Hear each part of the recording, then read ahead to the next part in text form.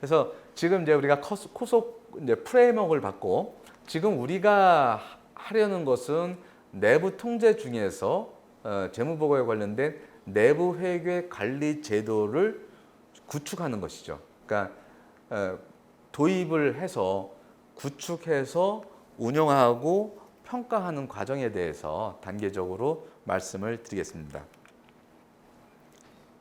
그래서 그 내부 회계 관리 제도란 회사의 재무제표가 갭에 따라 작성 공시되었는지에 대한 합리적인 확신을 제공하기 위해 설계 운용되는 내부 통제 제도의 일부분이다.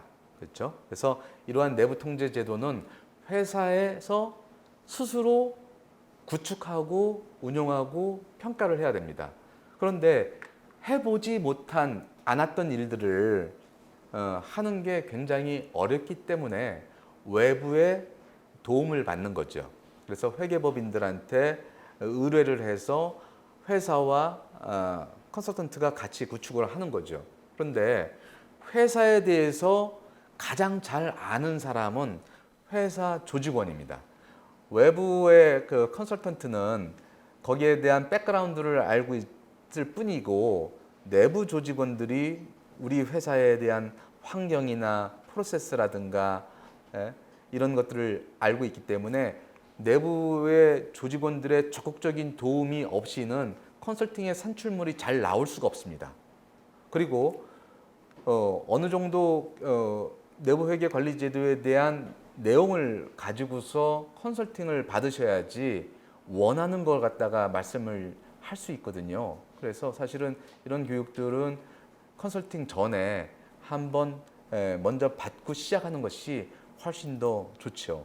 그래서 내부 회계 관리 제도를 갖다가 도입한다 그러면은 우리가 설계와 운영, 그다음에 평가 보고하고 그다음에 거기에 대한 감사를 받는 이런 절차입니다. 그래서 설계 운영에 대해서는 설계 및 운영 개념 체계라는 것들이 있고 그다음에 평가 보고라는 것들에 대해서는 평가 및 보고 모범 기준, 평가 및 보고 적용 기법이라는 것들이 우리가 위원회에서 만들어 놓은 문서입니다. 그리고 그 내용들은 방대하고 내용이 굉장히 많은데 그렇기 때문에 압축되어 있습니다. 그래서 그 내용들을 봐서는 잘 모르기 때문에 오늘 같은 시간을 갖다가 마련해서 말씀드리는 것이죠. 그래서 맨 처음에 나왔을 때 이 설계 및 운영 개념 체계를 갖다가 A 세트라고 불렀습니다. 그리고 평가 및 보고 모범 기준을 B 세트라고 불렀고 평가 및 보고 적용 기법을 C 세트라고 불렀습니다. 그다음에 맨 마지막에 나온 설계 및 운영 적용 기법을 D 세트라고 불렀습니다. 예, 그래서 우리가 A, B, C, D라고 컨설턴트 회계사들이 지금 얘기하고 있거든요. 그래서 제가 여기처럼 A11이라고 되어 있는 것은 A 세트 설계 및 운영 개념 체계의 11번 문단이라고 보시면 됩니다. 그래서 제가 여기 나와 있는 내용들은 중요하다고 생각하는 내용이고 거기에는 저렇게 위치에 대한 언급을 해놨으니까 찾아보실 때 그 기준서에 들어가서 찾아보시면은 훨씬 더 많은 내용들이 있습니다. 그래서 설계 운영을 할 때는 우리가 설계 및 운영 개념 체계하고 설계 및 운영 적용 기법이라는 것을 참고해서 우리가 설계를 하게 됩니다. 그래서 이거는 이제 특징이 뭐냐면은 우리가 2013년도 코소의 내부회계 관리제도에 대한 전면 반영이 지금 돼서 우리나라 기준이 개념 체계 등이 만들어졌고요. 요 개념 체계는 설계 운영할 때는 우리나라 개념 체계가 뿐만이 아니라 뭐 제이삭스라든가 뭐 미국의 기준이라든가 영국의 텀블이라든가 이런 것들을 도입해서 내부 통제의 설계와 구축을 해도 된다는 얘기예요. 설계에 대해서는. 그래서 이게 선택 가능한 기준이다 이렇게 말씀을 드리는 거고요. 그 다음에 실무적 고려사항들은 설계 및 운영 적용 기법에 반영을 해놨습니다. 그래서 운영을 하고 평가 보고는 이 모범 기준과 적용 기법을 사용하는데 B세트와 C세트를 사용하는데 이 평가 보고와 관련 사항을 분리하여 모범 기준으로 별도로 제시했고 이것은 적용해야 될 단일의 규정이에요. 이 설계할 때는 우리나라 개념 체계를 사용하지 않고 적정한 다른 개념 체계를 사용할 수 있지만 이 평가와 보고일 경우에는 우리나라 모범 기준을 사용하게 돼 있어요. 그건 왜냐면은 이 평가는 사람마다 달라질 수가 있어요. 그런데 그 평가를 판단하는 척도는 단일이어야 돼요. 안 그러면은 감사회사와 감사인과 피감사인 사이에 컨플릭트가 발생할 수 있거든요. 그래서 평가 기준은 우리나라 모범 기준에 의해서 판단을 해야 된다고 이렇게 나와 있습니다. 그래서 이렇게 평가 보고를 하고 그 다음에 평가 보고에 대해서 회계법인은 내부 회계 관리 제도에 대한 감사를 실시하게 되는 것이죠. 그래서 이런 설계 운영, 평가 보고, 감사라는 절차를 지금 밟게 됩니다. 자, 그러면 우리는 이제 설계를 이제 해야 되는 것이죠.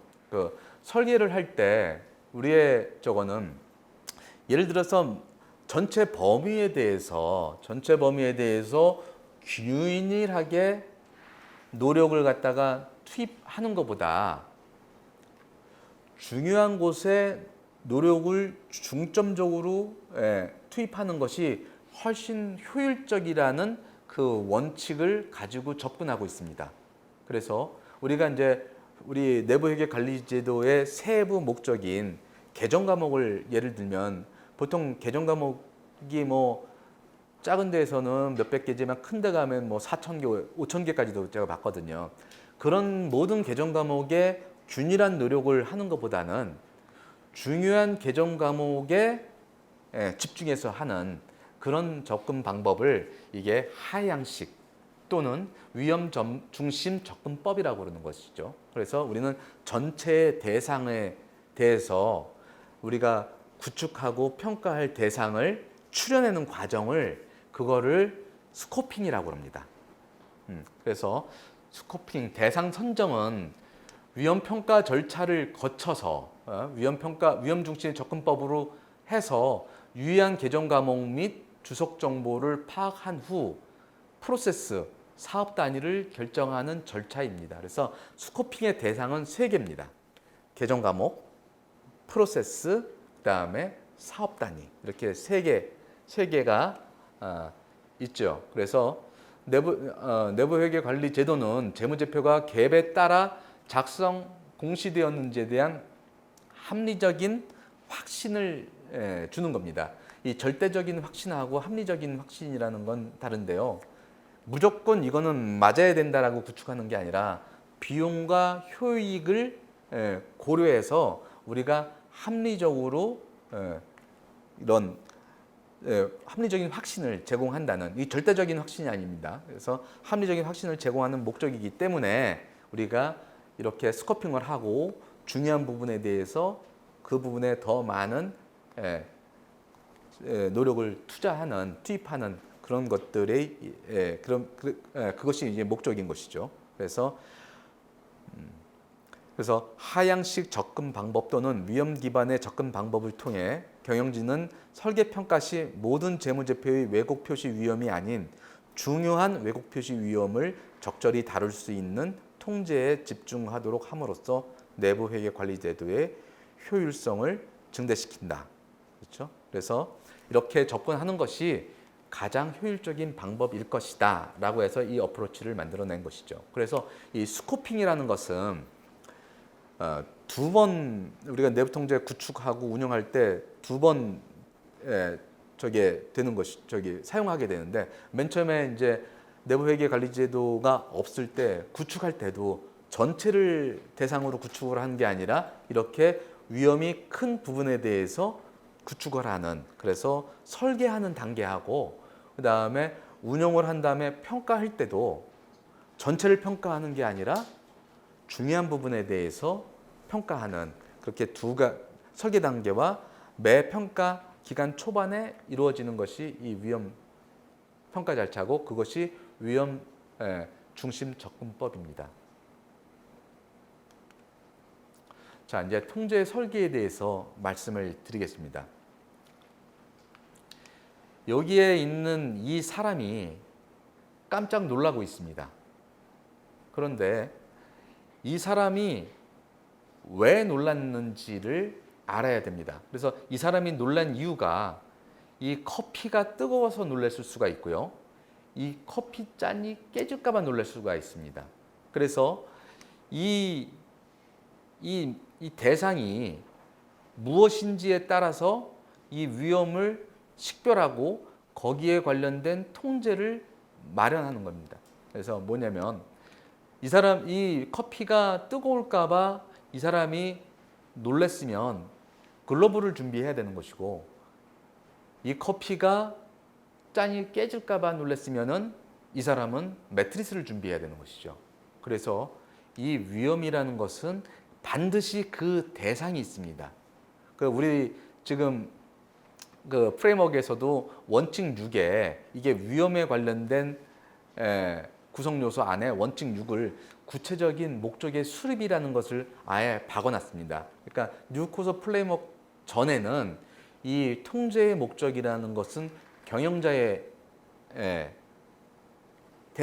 수준이었었어요. 그러니까 경영자가 목적을 달성하면은 내부 통제에서 그 위험을 갖다 식별하고 통제를 식별하는 것이었는데, 새로운 프레임워크에서는 이 목적이 위험 안으로 들어와 가지고 이 위험을 식별하기 전에 반드시 구체적인 목적을 수립해야 된다라고 되어 있습니다. 그래서 이 목적, 위험, 통제는 이게 한 세트입니다. RCM에서도 항상 이게 같이 가야 되는 것이죠. 그렇죠? 그래서 목적, 위험, 통제. 그래서 우리가 내부 회계 관리 제도의 목적, 그렇죠? 그 목적은 외부 재무 보고의 신뢰성이에요. 외부 재무 보고의 신뢰성이고, 그것을 더 세분화하면 재무제표의 신뢰성, 더 세부적으로 들어가면은 개정 과목과 경영제 주장, 그렇죠? 개정 과목과 경영제 주장에 대해서 발생할 수 있는 우리가 위험을 식별 및 분석하고 그 위험을 완화하거나 제거할 수 있는 통제를 만드는 것이 내부 회계 관리 제도의 구축의 가장 중요한 부분입니다. 그렇죠? 그래서 회사는 내부 회계 관리 제도의 목적 달성, 외부 재무 보고의 신뢰성을 저해하는 위험을 수용 가능한 수준으로 줄일 수 있는 통제 활동을 선택하고 구축한다라고 이렇게 표현을 하고 있습니다. 자, 이제 보겠습니다. 내부 회계 관리 제도의 목적이라는 것을 세부적으로 한번 다시 보면, 내부 회계, 아까 저희가 내부 회계 관리 제도의 목적에 대해서 아까 말씀을 드렸죠. 내부 통제의 목적은 운영의 효율성, 보고의 신뢰성, 그 다음에 관련 법규 및 규제의 준수라고 되어 있습니다. 이 중에서 내부 회계 관리 제도의 목적은 보고의 신뢰성 중에서 내부, 외부, 재무, 비재무 중에서 외부 재무 보고에 관련된 재무제표의 신뢰성이 내부 회계 관리 제도의 목적입니다. 그렇죠? 여기다가 우리가 개념 체계에서 여기다가 자산 보호 및 부정 방지가 포함된다라고 했어요. 그래서 우리가 내부 회계 관리 제도의 목적은 외부에 표시되는 재무제표의 신뢰성과 자산 보호와 부정 방지입니다. 그래서 우리가 RCM에 보면 내부 회계 관리 제도의 목적이라고 그래가지고 재무 보고의 신뢰성, 부정 방지, 자산 보호라는 것이 그 RCM에 있는 이유가 이 때문입니다. 그런데 다시 보면은 이 노란 선을 한번 보시죠. 여기 운영의 효율성 여기하고 재무 보고의 신뢰성 요 사이에 있는 게 있을 수 있습니다. 그러니까 또 보고의 신뢰성하고 관련 법규 및 규제의 준수라는 요 사이에 있는 것들이 있을 수 있어요. 그러니까 명확하게 이거는 관련 법규 준수다, 준법이다 관련된다. 그러면 그건 내부회계 관리제도의 영역 밖인데 그런 것들이 재무보고의 신뢰성과 경계선에 있는 것들이 있어요. 예를 들어서 어떠한 법률에 의해서 어떠한 것들을 지키지 않았을 때 회사에 우발적인 부채가 발생되든지 아니면 부채가 확정되는 경우가 있잖아요. 그렇죠? 그런 경우는 준법이지만 재무제표에 영향을 미치기 때문에 이거는 내부회계관리제도의 대상으로 들어와야 됩니다. 그렇죠? 그래서 나머지들은 이게 운영의 효율성인지 보고의 신뢰성인지 이게 준법인지에 대해서는 대부분의 경우가 딱 보면 압니다. 그런데 요 노란 선상 같이 이런 것들, 이런 것들에 대해서는 회사의 판단이 필요한 것이죠. 그래서 이런 두 가지들을 어떻게 개념책에서는 뭐라고 표현했냐면은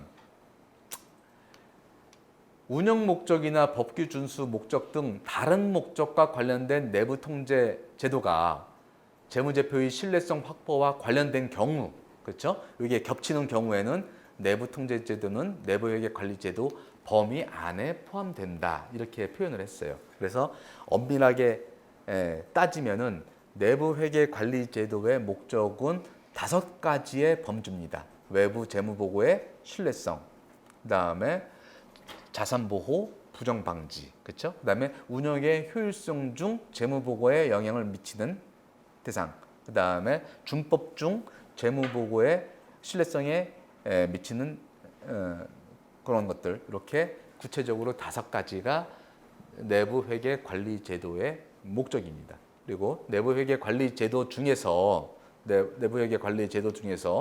가장 큰 목적은 재무보고의 신뢰성입니다. 그래서 아까 말씀드렸지만은 재무보고라는 것들을 범주를 더 들어가면은 재무제표, 그렇죠? 재무제표에서 더 들어가면 개정 과목이 되겠습니다. 그래서 재무보고 요소, 내부회계관리제도의 목적 및 대상이죠. 그다음에 경영자의 주장이 나오는데, 그래서 재무보고 요소와 경영자의 주장은 내부회계관리제도의 목적 중에 외부 재무보고의 신뢰성 목적이 구체화된 상태이다.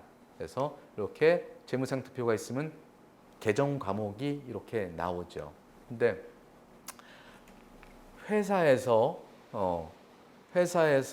제시하는 재무제표를 볼 때 예를 들어서 우리는 재고자산이 83881만큼 있구나라고 보지만 회계감사인들은 이 개정 과목과 금액을 보면서 이 개정 과목에 대한 거래가 다 들어가 있고 그 다음에 이런 것들에 대한 측정 및 평가가 가능하고 정확하고 그 다음에 이 재고자산의 소유가 회사 거이고 그 다음에 이 개정 과목에 대한 표시가 감사보고상에 그다음에 재무제표상에 제대로 돼 있다라고 회사가 주장한다고 생각해요. 그걸 암시적, 묵시적인 주장이라고 하거든요. 그래서 이런 것들 재무보고 요소가 있고 그 재무 개정 과목에 대해서 경영진은 재무제표를 통해서 그러한 주장을 하고 있다라고 우리는 회계 감사인들은 받아들이거든요. 그래서 이걸 갖다가 경영진의 명시적 또는 묵시적 의사 표시라고 해요. 그래서 감사를 할 때도 각 개정 과목에 대해서 그 경영자의 주장별로 감사 목적이 정해져요. 그래서 그 목적을 달성하기 위해서 우리가 감사를 하게 되는 것이죠. 그래서 세부적으로 내려가면은 내부회계 관리 제도도 목적이 개정 과목과 경영자의 주장 단으로 내려가게 되는 거예요. 그래서 우리가 RCM에서도 경영자의 주장이 나오는 것이 개정 과목과 경영자의 주장이 나오고 그 다음에 위험이 나오는 거죠. 이 위험은 개정 과목과 어떤 경영자의 주장에서 발생할 수 있는 위험이고 그 위험 중에서 그 위험을 제거하거나 완화하는 것이 통제다. 이게 한 세트예요. 기본적인. 그렇게 생각하시면 되는 겁니다. 그래서 경영자의 주장에는 뭐 실제성, 그다음에 발생 사실, 그다음에 완전성, 그다음에 측정, 이게 얼로케이션이거든요. 그다음에 평가, 권리와 의무, 재무제표와 재무제표 표시와 공시. 그래서 경영자의 주장은 감사인과 회사의 커뮤니케이션의 통로예요. 그래서 경영자의 주장이 우리가 회사가 7가지를 갖다가 관리를 한다면 감사인도 7가지로서 맞을 때 의사소통이 잘 되는 것이거든요. 그래서 어떤 회계법인에 대해서는 5가지를 경영자의 주장을 쓰는 데도 있고 어떤 데는 13가지를 쓰는 경우가 있어요. 이제 이런 것들은 컨설팅 하면서도 감사인하고 맞춰가지고 이렇게 나가는 게 좋죠. 그러니까 가장 많이 쓰는 거는 7가지 정도 경영자의 주장을 가지고 이제 움직이고 있습니다. 그래서 이 경영자의 주장이라는 것이 처음 접하시는 분들은 굉장히 어려운 컨셉이에요. 그래서 이것들은 그냥 경영 주장이 있다라고 생각하고 개정 과목에 집중을 하셔도 됩니다. 근데 하시다 보면은 이 경영자 주장이 뭐라는 것을 갖다가 아시게 될 거예요. 그래서 이렇게 재무제표가 개정 과목이 내부회계관리제도의 목적인데 아까 말씀드린 것처럼 회사에 따라서 개정 과목이 굉장히 많고 그래요. 그 개정 과목에 대해서 동일하게 노력을 투입하는 것보다는 중요한 개정 과목에 집중하는 것이 효율적이라는 것이 이게 위험 중심 접근법의 기본적인 생각이거든요. 그래서 많은 개정 과목 중에서 중요한 개정 과목을 추리는 과정이 이게 유의한 개정 과목 등의 선정이라는 절차예요. 이걸 개정 과목 스코핑이라고 할 수 있는 것이죠. 그래서 유의한 개정 과목이라는 것은 그 왜곡 표시, 재무제표가 사실과 다르게 표시될 수 있는 발생 가능성이 낮지 않다면 이를 유의한 개정 과목이라고 한다. 그래서 그러니까 틀릴 가능성이 있다라는 얘기거든요. 그래서 보면은 여기 보면은 모든 개정 과목에 대해서 한 게 아니라 유의한 개정 과목을 따라서 하는데 그리고 그런 것들을 갖다가 식별할 때는 양적인 요소와 질적인 요소를 고려해서 식별을 하라는 거예요. 그래서 그러니까 1차적으로 이 금액 중에서 금액적으로 중요한 놈들을 다 추려내요. 그게 양적 요소거든요. 얼마 이상 개정 과목은 다 이번에 이 안으로 들어와 스콥인해라는 게 양적 요소에 관련된 판단이고 나머지들 중에서 빠진 것들에 대해서 너는 뭐 때문에 들어와야 돼. 넌 뭐 때문에 들어와야 돼 하는 게 질적 요소에 의한 고려예요. 그래서 양적 요소와 질적 요소 그리고 그 질적 요소는 너는 무엇 때문에 들어와야 되는 것들을 질적 특성이라고 얘기를 하는 거예요. 그래서 유의한 개정 과목 등을 식별할 때에는 양적 요소와 질적 요소를 함께 고려한다. 그렇죠? 그래서 양적 요소는 어떤 금액 이상인 것들은 다 인스코비야. 그다음에 질적 요소는 빠진 것들 중에서 너는 뭐 때문에 들어와야 돼? 너는 뭐 때문에 들어와야 되는 이게 이유들이에요. 그렇죠? 그래서 우리 컨설팅 산출물에 보면 양적 요소는 얼마 이상 그걸 벤치마크가 세전 순이익이에요. 그거는 명시가 돼 있어요. 세전 순이익에다가 중요성을 곱하고 거기에 수행의 중요성을 고려해서 어떤 일정 금액을 갖다가 정하고 그 금액보다 이상이 되는 것들은 다 안으로 들어오는 거예요. 그래서 세전 순이익을 만약에 사용할 수 없다면 그런 경우는 어떤 경우냐? 세전 순이익을 쓸 수 없는 상황일 경우에만 총자산이나 영업수익 등을 쓰지 원칙적으로 세전 순이익이 벤치마크예요. 근데 우리 내부회계관리제도에 대한 컨셉하고는 좀 다르게 나와 있습니다. 그래서 세전순이익이 벤치마크다. 거기에 뭐 5%든 3%든 들어와야 되고 요 수행의 중요성이라는 컨셉이 중요한데 우리가 세전순이익은 상황이나 회사의 상황에 따라서 이게 굉장히 출렁거리거든요. 그래서 세전순이익이 10,000원이었을 때 5%, 그래서 500원 이상 되는 계정 과목들은 다 들어왔어요. 그래서 우리가 100개가 됐었는데 500원 이상이 50개 해가지고 50개가 스콥인이 됐는데 그 다음에 순이익이 줄어들었어. 그래가지고 10,000원이 아니라 5,000원이 됐어요. 그러면은